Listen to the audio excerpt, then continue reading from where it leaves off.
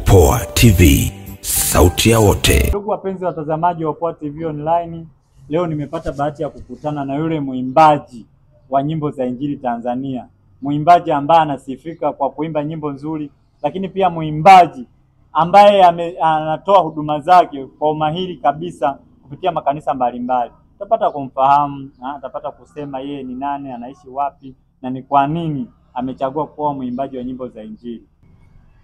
Kama alivyotangulia kusema mtangazaji, mimi kwa jina naitwa Sylvester Yoram Msigwa.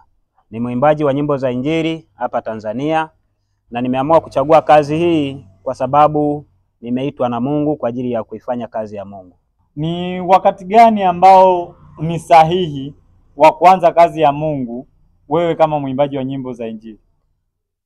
Naweza nikasema ni wakati sahihi kwa muda ambao tayari nimeshachukua maamuzi ya kuchagua kuifanya kazi ya Mungu, kwa sababu neno la Mungu linasema mtumikieni Bwana wakati wa ujana wenu. Kwa hiyo ni wakati sahihi kabisa.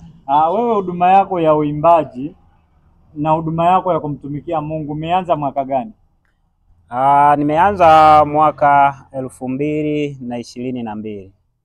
Kipindi hicho ulikuwa umeoa au ulikuwa hujaoa?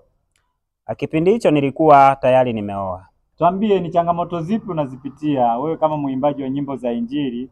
Changamoto zipo kupitia uimbaji, changamoto zipo ni nyingi, na hususan ni pale ambapo unakuwa unahitaji kufahamu mengi kuhusiana na uimbaji kwa wale ambao tayari wanakuwa tayari wameshakutangulia kwenye huduma kama hizo. Changamoto zipo, na changamoto zenyewe ni pale ambapo unakuwa unakutana na pengine wale ambao tayari wanafanya huduma kwa ajili ya maslahi yao binafsi, ndio unakutana na changamoto kama hizo. Lakini ukipata bahati ya kukutana na mtu ambaye ameitwa na yeye na Mungu, tayari utapata faida kwake, atakuelekeza vitu vingi, na hata kama kuna kitu ambacho utategemea kujifunza kwake, bila shaka atakufundisha vizuri tu. Ni hasara zipi ambazo usipookoka unaweza ukazipata?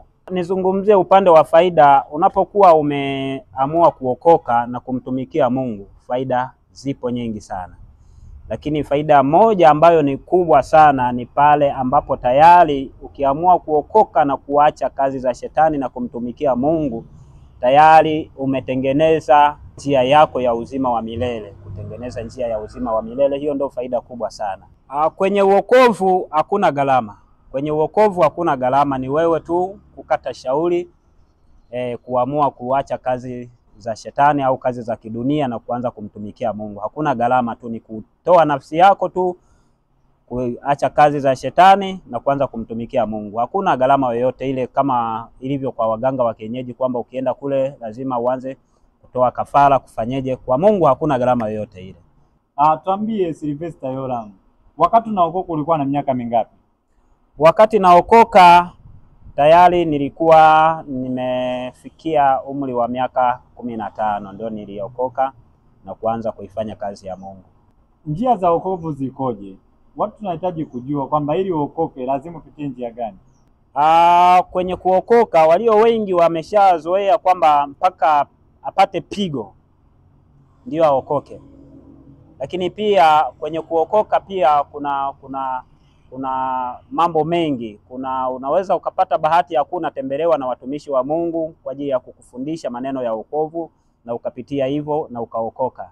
Lakini pia walio wengi kuna kuokoka anapitia kwanza changamoto kubwa ambazo zitamgharimu ili mpaka afikie hatua ya wokovu. Kwa hiyo mimi nashauri upande wa watu ambao wanahitaji kuokoka, asisubiri mpaka apate pigo ndio aokoke. Huwezi kujua lile pigo litakuja na uzito gani au litakuja vipi. Kwa hiyo nashauri kama unahitaji kuokoka na kumtumikia Mungu, kata shauri mapema, acha kazi za shetani uanze kumtumikia Mungu. Sylvester, naomba turudi kwenye huduma yako ya uimbaji. Watanzania wanahitaji kujua hadi sasa umefikisha nyimbo ngapi katika huduma yako ya uimbaji? Hadi sasa hivi mpaka sasa hivi tayari nimefikisha nyimbo 15 ambazo tayari nimesha rekodi za kwangu binafsi. Ni changamoto gani umezipitia wakati unaandaa hizo nyimbo 15 ambazo umesha rekodi? Changamoto nimezipitia nyingi sana, kwa sababu upande wa kwenda kuanza kurekodi tayari ni gharama ambazo zinahitajika. Kwa hiyo changamoto za uchumi mpaka kufikia hatua ya kurekodi tayari hizo nazo naweza nikasema ni changamoto, lakini kwa sababu tayari ni huduma ambayo ipo moyoni mwako, utapambana kwa vyovyote vile na kuendelea kuifanya kazi ya Mungu. Nimepitia changamoto kama hizo za uchumi, ili upate hela ya kwenda kwa studio kutengeneza wimbo, tayari ilikuwa ni changamoto kubwa sana, lakini namshukuru Mungu, unapokuwa umeamua kuifanya kazi ya Mungu, Mungu anajiinua kwa njia mbalimbali, anatengeneza njia pasipo na njia. Kazi zako watu wanazipateje? Kazi zangu, kwa mtu ambaye anahitaji kuzijua kazi zangu au kuzitazama kazi zangu, tayari mpaka sasa hivi nina kazi ambazo tayari nimeshazipandisha mtandaoni, mtandao wa njia ya YouTube. Mpaka sasa hivi kuna nyimbo 12 ambazo ziko mtandaoni YouTube, lakini bado kuna nyimbo nyingine ambazo naendelea kuzitengeneza, na tayari nyingine nimeshazitengeneza lakini bado sijaziweka mtandaoni. Kwa hiyo kwa wale ambao wanahitaji kuzijua kazi zangu au kusikiliza kazi zangu, tayari kuna kazi nyingi ambazo tayari ziko mtandaoni YouTube. Anaweza kaandika jina Sylvester Yoram Msigwa, Sylvester Yoram TZ, anaweza kanipata kwa urahisi kwa njia ya YouTube. Bila shaka mimi nimekuwa nikishuhudia mikutano mingi ya Injili, wanawatumia nyie waimbaji kutumika pale kabla mhubiri hajaenda jukwaani, mnaanza nyie. Wewe kwa upande wako hiyo huduma iko, julishawahi kupata mialiko ya namna hiyo? Ya mialiko nimeshawahi kuipata, nimeshatembelea mazingira mbalimbali, sehemu mbalimbali, na nimeshahudumu sehemu mbalimbali kupitia huduma hii. Mimi naweza nikazungumzia kwamba nimeamua kumtumikia Mungu kwa moyo mmoja. Kwa hiyo silengi faida, lakini faida kubwa sana nayoilenga ni kulitangaza neno la Mungu. Kwa hiyo nachoshukuru Mungu kwamba ninapokuwa nimehudumu, nimeimba, nimeingia jukwaani, nimeimba na watu wameikubali huduma yangu, wamependa wimbo wangu, sifa na utukufu namrudishia Mungu. Namrudishia Mungu. Ni wapo vijana ambao wanatamani kuwa kama wewe, wanatamani kutumika, wanatamani kuhudumu kama wewe kwa njia ya uimbaji. Watumie njia zipi ili kufikia hatua ambayo umeifikia wewe kama muimbaji wa nyimbo za Injili hapa Tanzania? Cha kwanza, kwa watu ambao wanatamani kuwa kama mimi au wanatamani kuwa kama wengine walioko juu zaidi, wasikate tamaa. Cha kwanza, wasikate tamaa wanapokuwa wanajisikia kufanya kitu, wasikate tamaa. Nachoshauri tu kwamba kwa kila ambacho anajisikia kufanya, aendelee kukifanya. Lakini pia awe anakubali kushauriwa. Anakubali kushauriwa na kuelekezwa na watu ambao tayari wameshamtangulia katika huduma hizo, kwa sababu hata mimi nilipo hapa tayari nimeshapitia mambo mengi, tayari nimeshakutana na watu wa aina mbalimbali, lakini pia bado naendelea kuelekezwa, nakubali kuelekezwa, nakubali kuyapokea maoni ya watu mbalimbali na kuyatendea kazi. Ni kwa njia gani na kusupport mke wako katika huduma yako ya uimbaji? Katika huduma yangu naweza nikasema cha kwanza kabisa, mke wangu yuko mstari wa mbele katika kuniombea na katika kuombea huduma yangu ya uimbaji. Lakini pia kitu kingine, ananisapoti ninapokuwa nimeitwa sehemu mbalimbali kwa ajili ya kwenda kuhudumu. Anakuwa mstari wa kwanza kwa ajili ya kuniombea, lakini pia hata kuniruhusu kwa ajili ya kwenda kuhudumu, haijalishi ni wapi na ni mazingira gani. Kwa hiyo ukiwa na maana kwamba wewe huduma yako unaweza kaitoa kanisa lolote, sehemu yoyote, ili mradi watu wapate neno la Mungu. Mimi sichagui mazingira ya kutumika na sichagui mazingira ya kutoa huduma yangu. Ni kanisa lolote, sehemu yoyote ile, mimi natoa ujumbe wangu wa neno la Mungu kwa njia ya uimbaji. Kuna baadhi ya makanisa ambao wanatamani huduma yako ifike katika makanisa yao. Ni gharama zipi ambazo wanaweza kuzitumia ili wakupate wewe uweze kufika katika makanisa yao, upate kutoa hiyo huduma unayoitoa ya Injili? Upande wa gharama, mimi sina gharama. Upande wa gharama nilishasema kabisa kwamba mimi nafanya kazi ya Mungu na nimejitolea kuifanya kazi ya Mungu, kwa hiyo sina gharama. Kwa hiyo baadhi ya makanisa mengi na nimeshawatembelea na wengine naendelea kuwatembelea, kwa sababu mimi sichagui sehemu ya kuabudu, sichagui sehemu ya kutumika. Kwa hiyo labda kwa wengine ambao wanatamani nao niweze kuwafikia, nitawafikia, lakini kuna wale ambao unakuta wanatamani, kwa mfano kama walivyoniona sasa hivi, wanatamani hata leo kesho wanipate, labda naweza nikawapa mawasiliano yangu ili waweze kunipata kwa urahisi na kufanya mazungumzo nao kwa urahisi zaidi. 0764 44 59 05. 0764 44 59 05.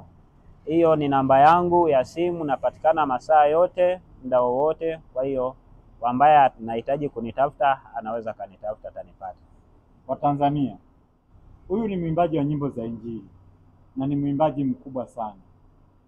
Natumaini wewe kama unampenda Yesu utakuwa ni miongoni mwa watu ambao wanafuatilia kazi zake. Vijana ambao hamjaokoka, mnasubiri nini? Huyu ni kijana mwenzenu Sylvester Yoram, amechagua kumtumikia Mungu. Wewe kijana ambaye hujaokoka, unasubiri nini? Ihali ya kuwa Biblia imeandika mtumikie Mungu enzi za ujana wako.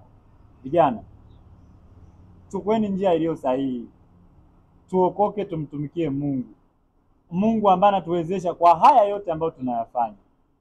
Leo nipo na Sylvester Yoram, kesho au kesho kutwa nitamani niwe na wewe tufanye mahojiano kama haya ninayoyafanya na Sylvester Yoram, mwimbaji wa nyimbo za Injili hapa Tanzania. Bila shaka wa Tanzania, huyu ni kijana wetu ambaye amechagua kumtumikia Mungu katika ujana wake. Hakikisha unamtumikia Mungu kwa nafasi ulionayo. Hizi ni nafasi za watu wachache sana ambao katika ujana wao wanakumbuka kumtumikia Mungu wao. Usisubiri kupatwa majaribu, usisubiri kupata changamoto ndipo mtumikie Mungu wako. Simama, mtumikie Mungu enzi za ujana wako. Mara ya mwisho kutumika katika mkutano wa Injili nimetumika mwezi wa 5, na wakati huo nilikuwa sehemu moja inaitwa Ushetu. Huko tulimtukuza Mungu, kwa kweli watu walibarikiwa na watu walifunguliwa. Unaona raha ya kuwa kwa Yesu? Amen. Unaona raha ya kuwa kijana wa Yesu? Ukiwa kijana wa Yesu kwanza unakuwa smart. Leo nimejifunza na nimegundua faida za kuokoka. Unapookoka, yani hata ule uzee hauonekani. Angalia kijana wetu hapa. Angekuwa kama wewe ambaye hujaokoka, angekuwa na hali gani? Angekuwa na sura gani? Kuna vijana ambao hawajaokoka, kuna wazee ambao hawajaokoka. Huu ni wakati sahihi wa kumjua Mungu ni nani katika maisha yako. Ni wakati sahihi wa kujua kweli ya Mungu iko sehemu gani. Kipindi kama hiki, wewe unayetutazama, kina uzuri kiasi gani? Hili ni jambo la kujivunia unapokutana na kijana kama wewe namtumikia Mungu. Aisee, kwa Yesu kuna raha. Sylvester, mimi binafsi nakubali kazi zako. Amina. Ni mtu ambaye nafuatilia kazi zako. Amina. Ni mtu ambaye napenda huduma yako ya uimbaji. Amina. Kijana, mzee, binti, babu, fuatilia kazi za Sylvester Yoram. Ni nzuri mno. Katika kazi zako, nyimbo ambayo unaikubali ni nyimbo gani? Je, umekata tamaa? Unatia matumaini kwa wale ambao wanajihesabia kushindwa au wamekata tamaa. Usikate tamaa, endelea kusonga mbele. Ni wimbo ambao utakuja hivi karibuni, utakuwepo mtandaoni. Kwa hiyo hivi karibuni nitautoa. Usijihesabie kushindwa, kwani wewe ni mshindi. Usijihesabie kushindwa, kwani wewe ni mshindi. Inuka, pambana, kwani wewe ni mshindi. Wayaweza yote kwake yeye akutiaye nguvu. Wayaweza yote kwake yeye akutiaye nguvu. Asante sana. Inuka, pambana, kwani wewe ni mshindi. Jamani. Yaani hapa nilipo nimebarikiwa. Nyimbo fupi tu hii hapa nipo nimebarikiwa. Wanaosikiliza kazi zako zote wanabarikiwa kiasi gani? Kwa Tanzania. Huyu ni kijana wetu Sylvester Yoram ambaye anapenda kweli ya Mungu. Tunaomba tumuunge mkono hata kwa kuangalia kazi zake, hata kwa kufuatilia kazi zake. Lakini pia una kanisa lako, umeandaa mkutano wako, mualike kijana huyu afike kanisani kwako, aweze kutoa huduma yake ya uimbaji, aweze kumtukuza Mungu kupitia jukwaa ulioliandaa wewe kama mtumishi wa Mungu katika mikutano yako ya Injili ambayo unaifanya. Aweze kufika, ahudumu katika majukwaa ambayo unakuwa umeandaa wewe. Sylvester, naomba nikushukuru kwa haya yote ambayo yamefanyika hapa. Lakini pia ukumbuke sisi ni watu ambao tunafuatilia kazi zako. Tutakuwa na wewe bega kwa bega kuhakikisha kila hatua unayoipiga tuko na wewe. Popoa TV sauti ya wote haipo kwa ajili ya kumwacha mtu yoyote. Tutaendelea kuwapa support na kuwatembelea, lakini pia kutangaza kazi zenu. Tunawashauri watu wengine ambao wanatamani kufanya huduma kama ya kwako wafanye, na sisi kama Popoa TV Online sauti ya wote hatutosita kuwatembelea. Tutawatembea kama tulivyo kutembelea wewe. Tunashukuru wote ambao mmetazama kipindi hiki, lakini pia tunashukuru wote ambao mmesikiliza kipindi hiki. Hiki ni kipindi cha Injili.